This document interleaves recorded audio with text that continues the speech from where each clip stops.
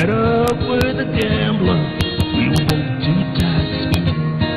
So we took turns staring at the window where the darkness poured overtook us. He began to speak. He said, son, I made it out of reading people's faces, knowing what the cause was by the way they held their eyes. Well, if you don't mind me saying, I can see you're out of faces for a taste of your whiskey. Give you some advice. So I handed him my bottle, and he drank down my last swallow. Then he bummed a cigarette and asked me for a light. And the night got back to quiet, and his face don't start expression. Said if you're gonna play the game, you gotta learn to play it right. You got to know when to hold it, know when to fold. Oh yeah. Here we go. Yeah, and the rest of it. Right.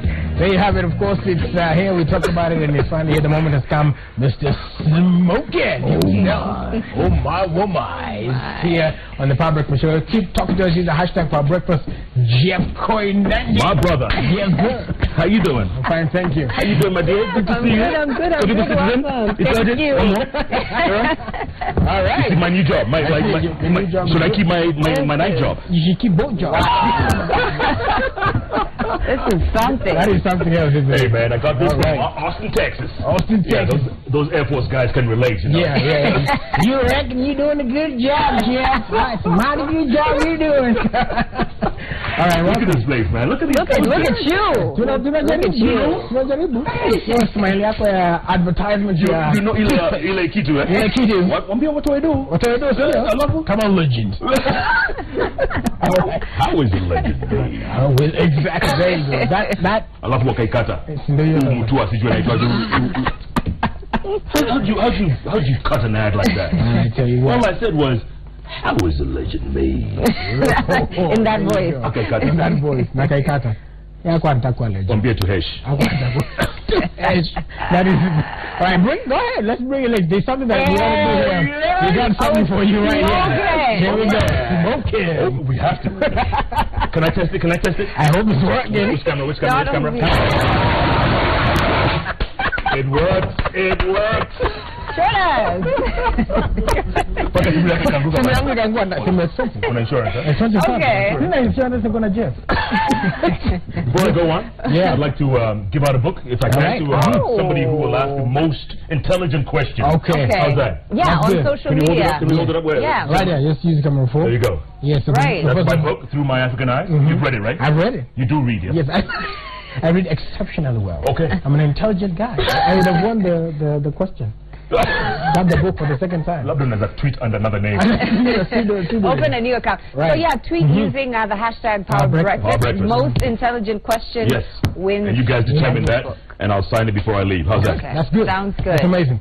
Let's get into it. Let's do it. Why are you talking like I'm Jeff? talking like him because Let's get into it. Jeff we're asking a few questions before we get into like there are things that stand out, like people maybe don't know the story. Yes. Like, for example, where did you get the word "oh my"?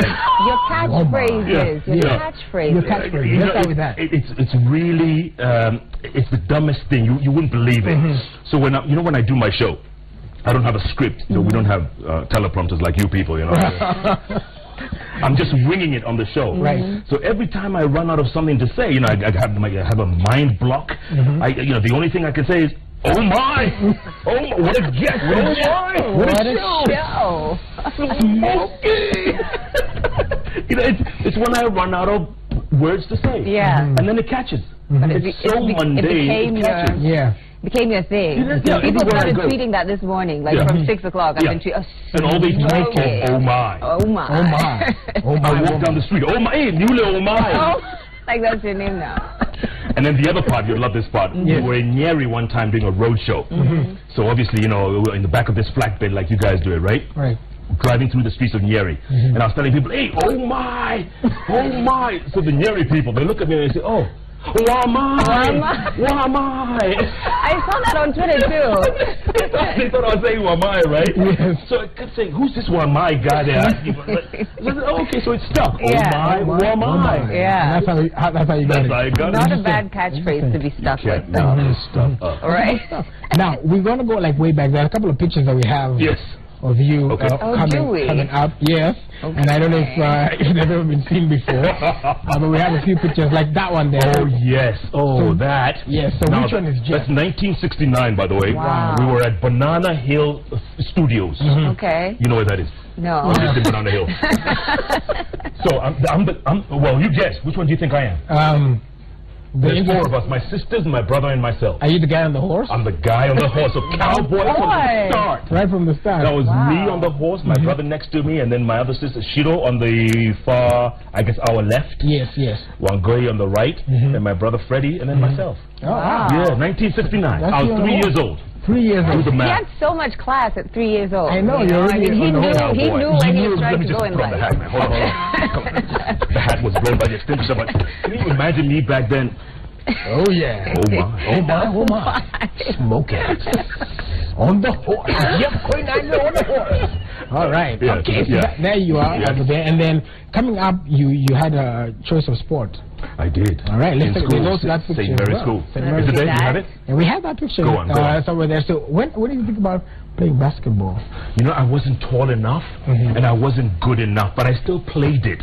I played it because I was so passionate. And I don't think I was all that good. I was a point guard, and there were other much better players. I remember a guy called Ed Muchori on the team, a guy called Gob. There it is. There's the picture. Yeah, so there you go. So where are you? So he's the I'm sorry. It's not obvious.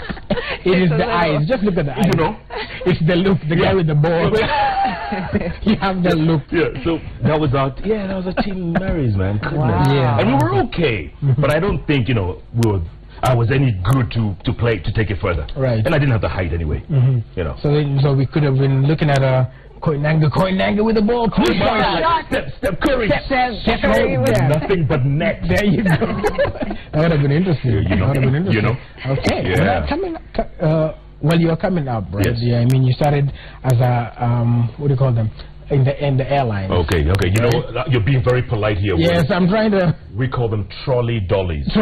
No way. I'm being polite. Yeah, you're being very polite. People who do that Okay, all right. and are watching. So my very first job was as a flight attendant. Right. Wow. For Pan Am. You know, back then, Yeah. it used to be the American airline. Yeah. If you see that plane in the air, you knew this is America. So for the very first time in 1985, they came to Africa to look for Africans to fly their routes. They were going through financial problems in America, and they wanted to hire Africans to fly the African routes from Nairobi to Lagos to Monrovia to Dakar. Yeah. You know? And then the Americans would take over, fly to New York because of labor issues and all that stuff. So they sent out notices. 10,000 people applied. 10,000. 1985. Wow. They selected 40 people. Wow. And you were amongst. I was probably number 41, but then they cut one guy and then they split me in. Yeah. So we end up in Miami, Florida, at the Pan Am Flight Academy. This was in Spring Break '86. Wow. Anyone who knows anything about spring breaks, ask the Air Force Band. They know spring break. It's like all of America's youth is on the beach. Yes. The estrogen and the testosterone on the beaches of Miami, Florida. Oh my goodness. Yeah. So we arrive, these Kenyans who have never left Africa, and we see these scenes, and I tell myself, is this America? I want to be a part of this place.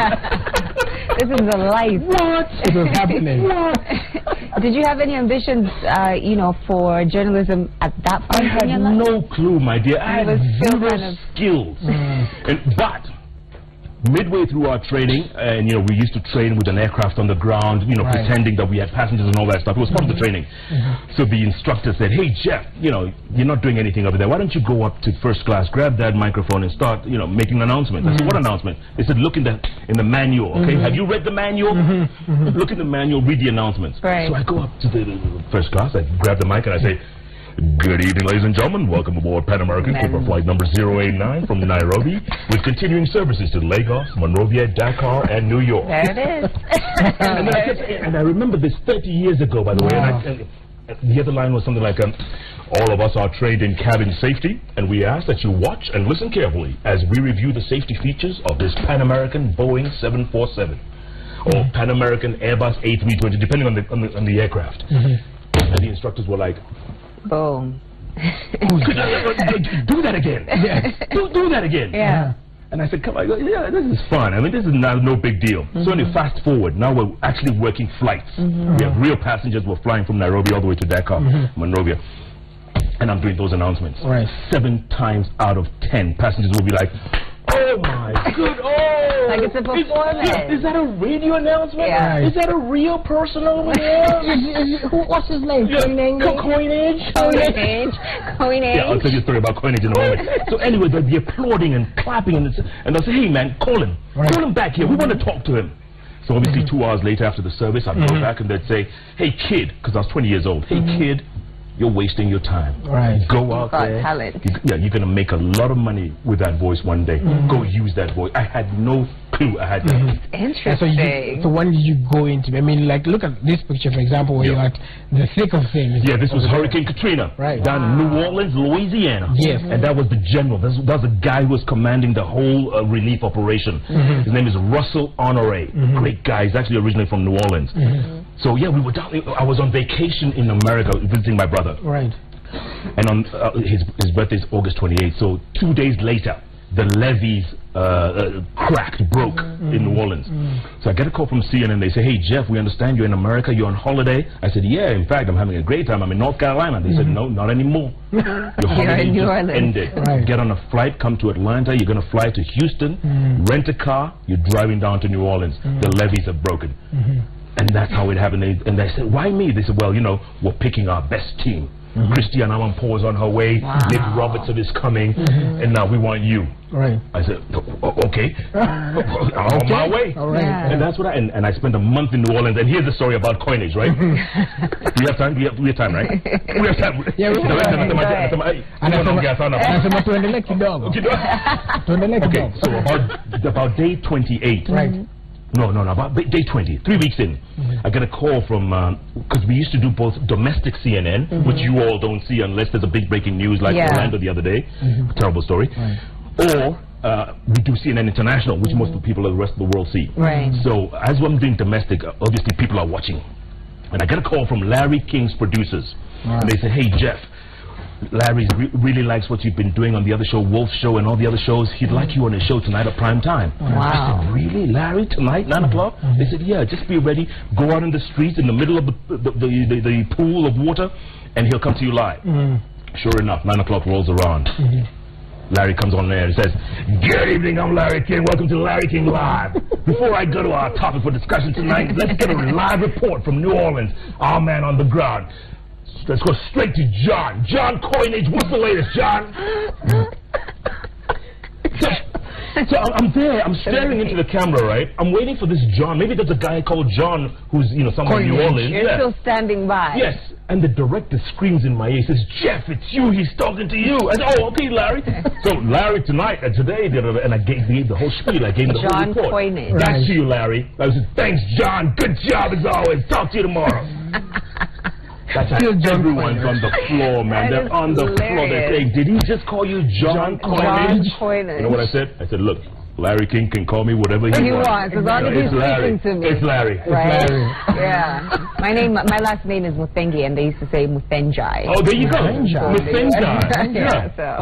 Willis Rabaro. Like a rock. A rah. All right. And now in the thick of things, there's another picture here we have of you can tell us what is happening. This is that's family, our right? pride and joy, right? Family, yes. And how do you juggle? I mean, so we know the journey. We'll talk about more about the journey. But I wanted to rope in this because even during that time, I mean, you're still in the up and up, you're hustling, and now here comes. This is the young man who's gonna inherit everything, including the cowboy hat. He's going to take everything. Who's now 8 years old. He's going to be 9 years old next month. Wow. Look at that. I mean, these kids, they grow so fast. Yeah, very. And he was born in South Africa, 2007. And yeah, he's everything, man. He's great. And everyone keeps asking, you only have one? And I said, how un-African of you. How un-African? Muthenjai. Muthenjai is nothing. Why? And how un-African? I said, you know what? That's one God gave me, man. I ain't asking any questions. They say, you know, that changes you as a man, becoming a father. It does. How did that impact you? It changed because I used to really, you know, when I got a call from CNN and they said, go to this place, go to the Niger Delta, go to Congo, go to Somalia. I was on the next plane out. Now you have to think about it. After he was born, you know, you think about it. It's like, you know what? I've got responsibilities now. I've got to think twice about this. Those are some dangerous, you know, areas that they take you into. But you know, then the adrenaline drove me so much. I wanted, I mean, I was fearless, if you will. I was fearless. I loved going out and doing those stories. But today, I would really think twice. And we're going to be showing some of the pictures of you in the thick of things. But I want to take a short break. Very interesting over there. Thank you, Brad. Good job. That sounds good job, Brad. John Koinange. Now let me ask quickly, actually, just off of that story, what is your view about this whole hate speech Look, thing? we're really behaving badly. This is stupidity at the worst level. Now, you know, the hate speech, okay, can start off as a joke, but when you carry it to that level, and I'll say this really seriously, because last weekend I was in Kigali, Rwanda, and I've been there many times since 1994. But every time I go there, there's a reality check. And if anybody ever gets a chance to go to Kigali, and if you can't go, just Google it and they'll take you on a tour. There's a place called the Genocide Memorial. And this Genocide Memorial, when you think back to 22 years ago, 10,000 people were being slaughtered every single day for 100 days. When you do the math on that, that's 1 million people killed. And it started off in this similar fashion, without the social media, but it was a build-up. You know, they didn't start slaughtering each other overnight. It was a build-up over time. Look at us now with the advent of social media, with people hating on each other on a daily basis, calling each other names that you wouldn't ever think you'd call anybody, or anybody could be called. They're doing that, and it's a build-up, and you do it slowly by slowly, and then when there's a tipping point, you never know. This thing could just get ugly. Scary. So it is very scary, and it's horrible. And if our leaders are doing it, the young kids think, oh, if they can do it, we can do it get too. away with it which is horrible. But the last 3 days, it's been so quiet. It's been so quiet. These 8 people. And you know, Kenyans are cool people. You know, you put some in line, everybody falls in line. These guys have been in the cooler for 3 days. And they might spend the weekend in jail too. Maybe they should. Maybe they should spend the weekend. You know what I'm saying? We shall see. But for the rest of us, this is, I mean, there's no other country to go. There's no other Kenya. You mess this place up, where you going to go? You know, and I keep saying, you know, we don't want to go down that slippery slope. Absolutely. Rwanda went down that slippery slope. They hit rock bottom. 22 years later, yes, they've done an incredible job thanks to that one man who's built a nation. But you know, we can't afford it. We're not Rwandans. We may not be able to come back. I agree. That's very interesting and sober thoughts right there as well. Let's keep on using the hashtag Power Break, because a lot of comments have been coming in. Tweets coming in quick and fast. Quick and fast. Somebody's asking, you asked somebody to ask an intelligent question and they're able to win a copy of your book. Somebody asked, where did the name Koinange come from? Somebody says simply, Jeff, I'm doing something I believe when I read that book, my dreams will be a reality. That's Wanjala Williams. There's an interesting tweet here. We're discussing it as well, where somebody asked, my only question is, does Jeff talk like that when he is at home? So does he go like, come here, sweetie. Oh, Lord. Give me the ugali. Where is the scuba? Oh, my. Oh, my. It's a little pilly. What is the pilly? Answer the question, though. I'm interested in hearing, that. When my son was, I think, 4 or 5 years old, right, I would come home late from work, right? And he'd be waiting out. Kid would be waiting because he's seen me on TV one moment, and then the next moment I'm walking in the door. And he'd look at me and say, Chef Koinange. Oh my God. Wow, that's incredible. Yeah, it's me. It's me. You're Jeff, also known as Dad. Exactly. Yeah, he must have a lot of pressure to grow up in your footsteps. Yeah, I always tell him all the time, and I say, look, don't look at me and think that you want to fill these shoes, kid. You know, be whatever you want to be. And you know, he keeps saying, hey Jeff, you know, oh, I'm not Jeff. Hey Dad. When we're in traffic, right, and people are greeting me, you know, cops are saluting and saying hello. He says, you know, he said, Papa, you're like Obama. I said, well, in what ways, Sonny? He says, well, you know, everybody knows you. And I say, you know what? They know me because I'm polite, I'm good to them. You know, they say hi, I say hi back. That's all you gotta learn. Be humble no matter what you do. And no matter what you end up doing, you know, do what you want to do. And I tell them that. You know, even in class, people say, oh, you're Jeff Koinange. He says, yeah, but you know, I'm Jamal. You know, that's my name's Jamal. Right. You know, so he's getting his own personality.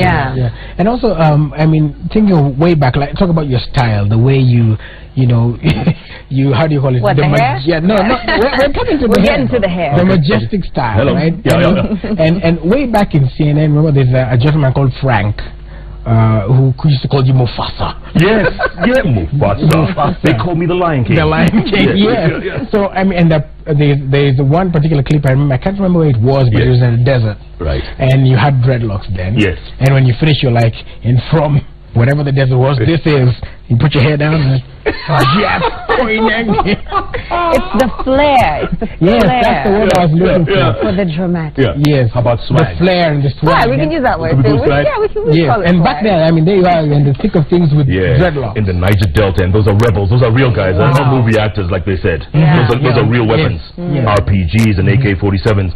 And we were right in the middle of their hideout, if you will. Right. And I had done research for more than a year trying to find out where these guys went, trying to get their confidence and trust. And in the end, look at that line, smoking Jeff. I don't know, how's it going? In the end, they allowed us to go down there, and we met with these guys. And you know, with Nigerians, obviously after they had shot at us and they didn't know they hadn't been briefed that we were coming, and they were shooting at us in the waters. Once they got the information that we were coming, they were okay. It was just rebels trying to air their views. That's all. Nobody had ever bothered to go down there. Nobody had ever bothered to go to know what the issues were. You know, with the multinationals, they had taken all the oil out, and they hadn't pumped back enough money to build schools, clinics, hospitals, you know, to raise the lifestyles of the people. And that's what they were agitating about. In fact, recently they're doing that again. I saw in the last few weeks, months.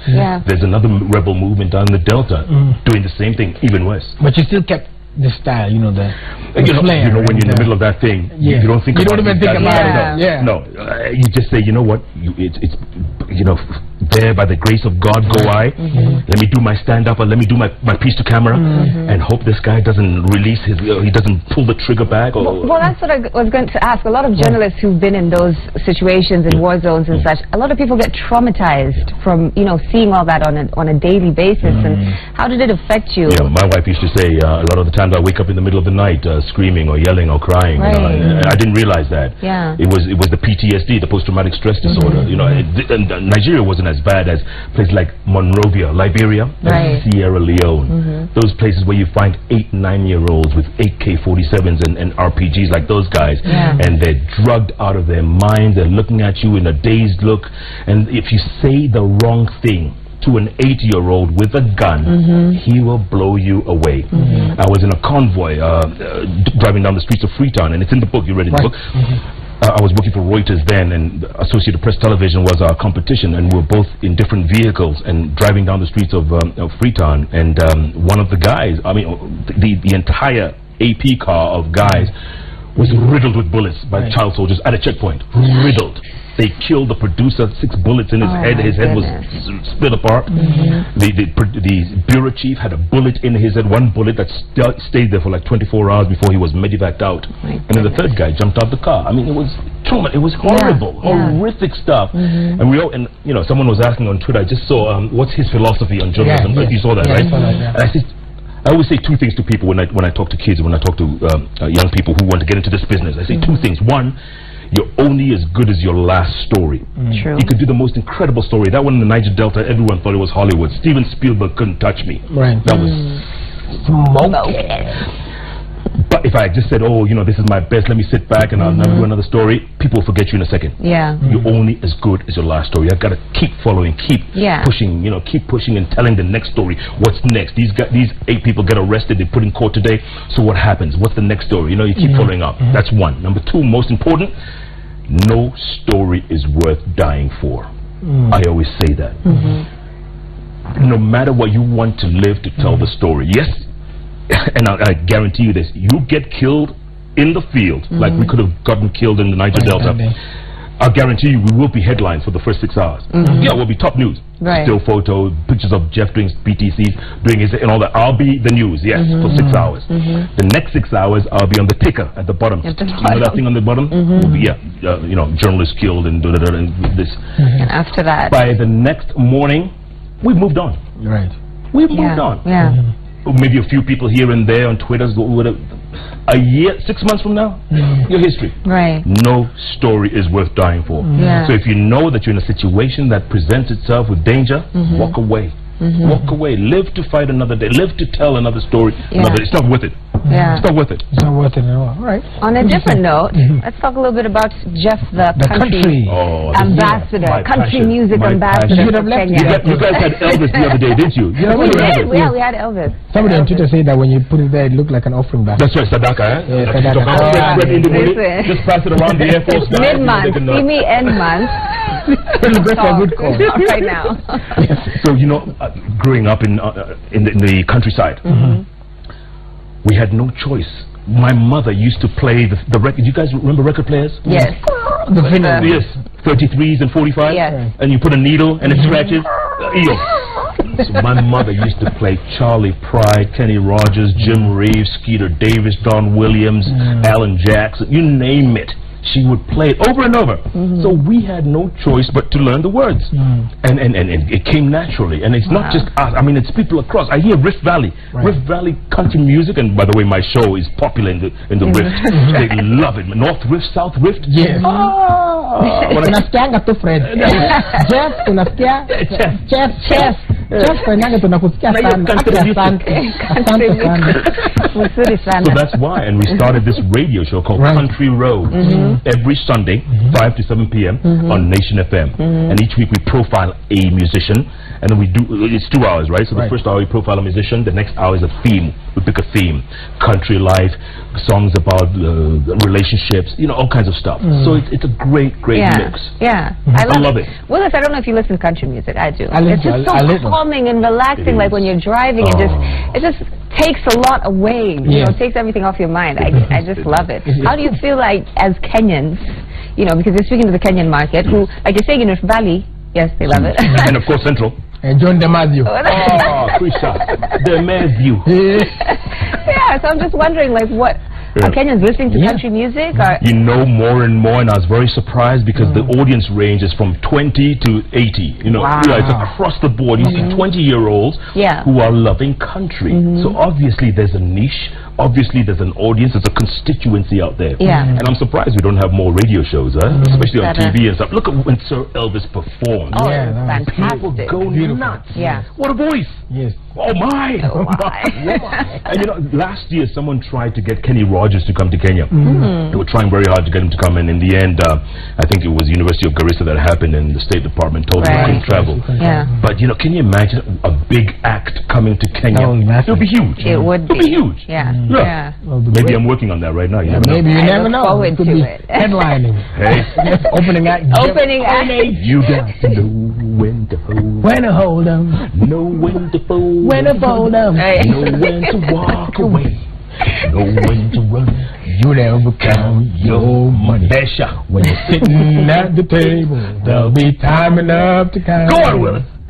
When the dealing started. So you just got your background vocals right there. You guys work well together. I would Are we going to give away this book? I know you guys are running out of time. You're going to give away?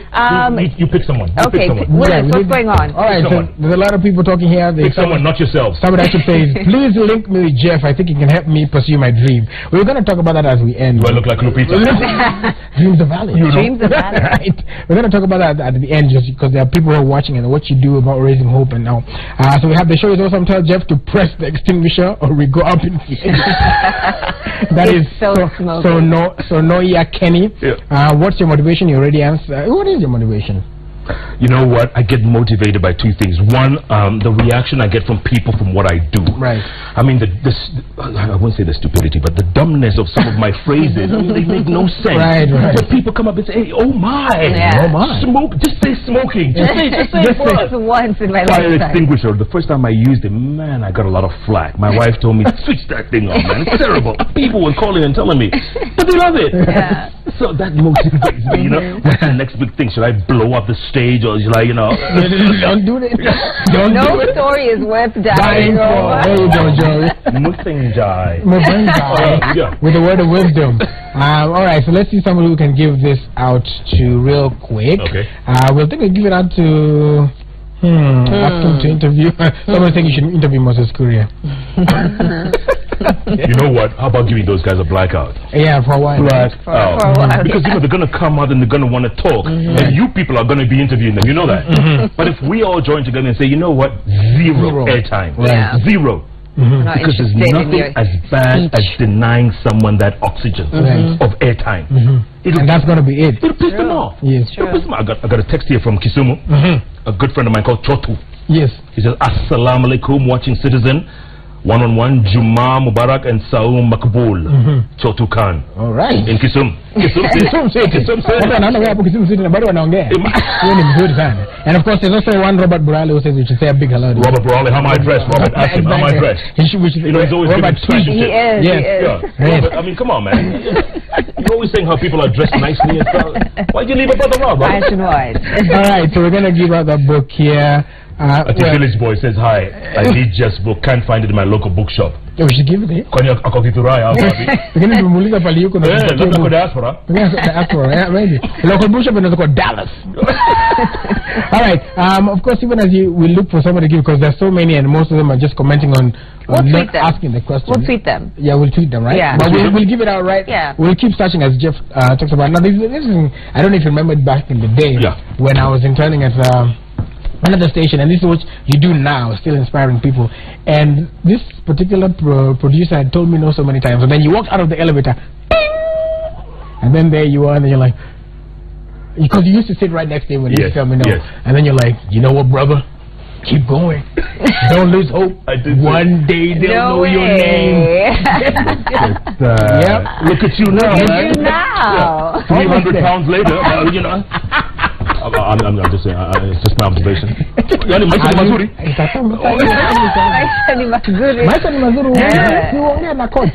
Coach a copy, by the way. Yeah, I'm sure he's watching. I'm sure atakukol from the Jeff herself. How about it? Is it? Look at the signage. Oh my! Signage by Koinange.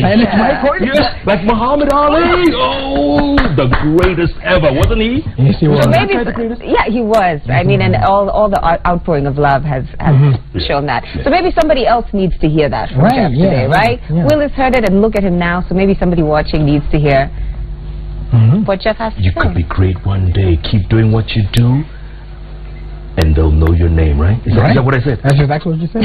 Wow. Exactly. That's deep. And you never gave up, right? Never gave up. Yeah, and I always tell people that's another thing. You know, never ever let people discourage you. Oh yeah. No matter what you're doing. Look at Freddie Ndimuli. He could have just disappeared in radio. Right. Look at him now. Look at Joey Mubenga. Look at Mubenga. Look at I mean, look at you all. So you know, you look for the next thing, the next step. Don't be complacent in that position you're in. Yes, umefika, or you think you have, and none of us have yet. But look for that next thing. What's going to motivate me? What's going to get me up in the morning? What's going to get me going? Yeah. And that's why I went back to my basic instinct, which was country music on radio. On radio, you can wear jeans or shorts, and you know, you can pajamas. You know what I'm saying? Yeah. And you'll be cool and do your thing as long as you enjoy it. Don't let anyone force you to do something, and most especially, don't let them discourage you. If this is what you were meant to do, no matter what it is, you know, accounting, lawyer, a doctor, you know, whatever, go for it. Absolutely. All right, cool. Wise so as we wind up, we're going to give up. We'll tweet you wherever it is. That way they'll keep on checking our handles. Yeah. We'll get more followers. And we're going to tweet you who has won the amazing book. It's going to be signed by Jeff. As we wind up, I want to try and do a Jeff. Go on. How Jeff is wind up. Go on. Let me hear this. Okay, are you ready? Yeah, 3, 2, 1. Thank you so much. What a guest. What a show. Our breakfast is smoking. My name is Jeff Koinange. Sit back for tomorrow's show. You win. Wabi Jamani can go home now. Yeah, there we go. You can take over. Yes. All right. And as well, of course, you do your trademark. Here we go. Just watch the camera. Yeah, which one? Coach, Thank you. Congratulations on your first week. Thank you. I made it. You did make it. You enjoying it? Yes, very much. It's going to be good. Very much. Right. Watch out for this guy. I am. Thanks, brother. Right here. All right. Thanks for calling me over, man. I appreciate it, man. You had no guest on a Friday, so I was the filler on the Friday. Saved the best. I was the filler, man. It's okay. Saved the best for the end of the week. That's why you called me last night. Jeff. Yes. Thanks so much for joining. Friend in the building. This is for you, brother. Somebody say, oh my! Oh my!